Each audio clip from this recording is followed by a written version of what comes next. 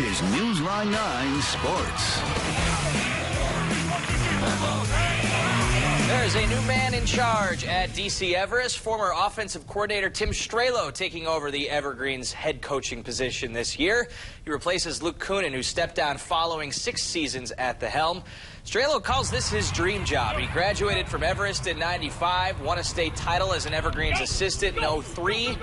His goal is to get Everest back to that pinnacle, and to do so, he's bringing some innovative changes, most notably shorter practices. Past couple of years, Everest had 4 to 5 hour practices during camp. This year, they're just going for 2 hours, but these workouts are much more intense.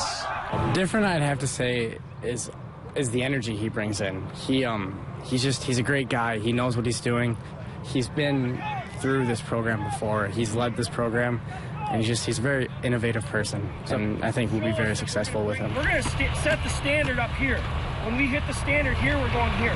When we get there, we're going higher. I want to bring some passion and enthusiasm and things like that I'm hoping I can bring to the table.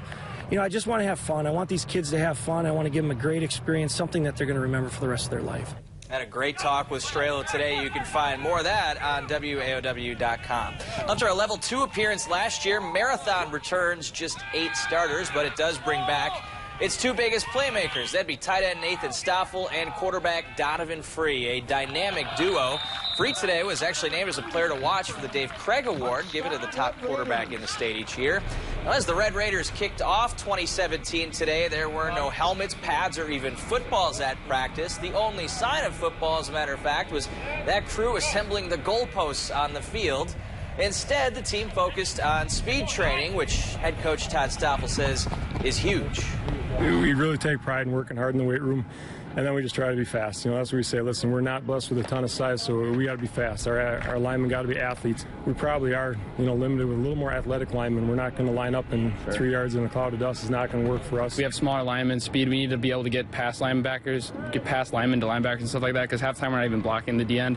We're reading him, and if we can beat him with speed or anything, Donnie can just blow by him. It just helps us more. So faster the better, I guess. Today was the first day of practice. For more previews, you can visit our Countdown to Kickoff page on WAOW.com.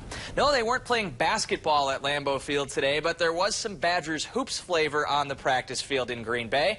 Greg GARD hanging out with Mike McCarthy during today's morning training camp workout. GARD's, of course, a Wisconsin native. He says he's been a lifelong Packers fan, but today's visit was more than just about having fun. He says it was a business trip. He was there to observe McCarthy and learn about team building and creating a sustainable culture within his program. I've always been a believer that success in sports is not sport specific. So anytime I have a chance to study successful organizations, obviously a very successful coach and somebody that's sustained it at such a high level for a long time, you're always looking to see what makes those people tick, what makes the organization tick, and he's very down to earth. He's a great communicator. He's obviously very good at what he does. The Brewers beginning a 3-game series with the Cardinals in Milwaukee. Bruker's offense scored just 5 runs over the weekend against the Cubs. Ooh, they snap out of that right away tonight. First inning, Domingo Santana right back up the middle. Scores Eric Thames to give the Brewers a 2-0 lead. That hit snaps a franchise-worst 0-for-34 streak with runners in scoring position. Next batter, Manny Pena. He's starting a new streak. This will get down and go as a double, scoring Santana. Brewers put up a 3-spot in the opening inning. That's all they get, though. The offense quieted down. Luckily, they got some great defense tonight. Check out this play here in the third as Randall Grichuk goes off the wall and left, but the Brewers with a perfect relay. Braun to Arcia to Pena to get the out at the plate. Jimmy Nelson likes that. Another strong outing from him. 6 innings, 2 runs. Bullpen was scoreless tonight as Corey Knable gets the save, the last out. A fun one. Line up to third. Brewers get a tight win, 3-2 over the Cards. The Cubs are still in action in the 8th inning, but they're up 16-3, so going to assume they win, and that lead stays at 2.5 games. Brewers, though, keeping pace. They've got 2 more with St. Louis. Back to football real quick, too. At DC Everest, they give out helmet stickers after the practice for the players who played the best. Melissa Langben's son, Justin, got the offensive line helmet sticker tonight. So. Good for him. Yeah.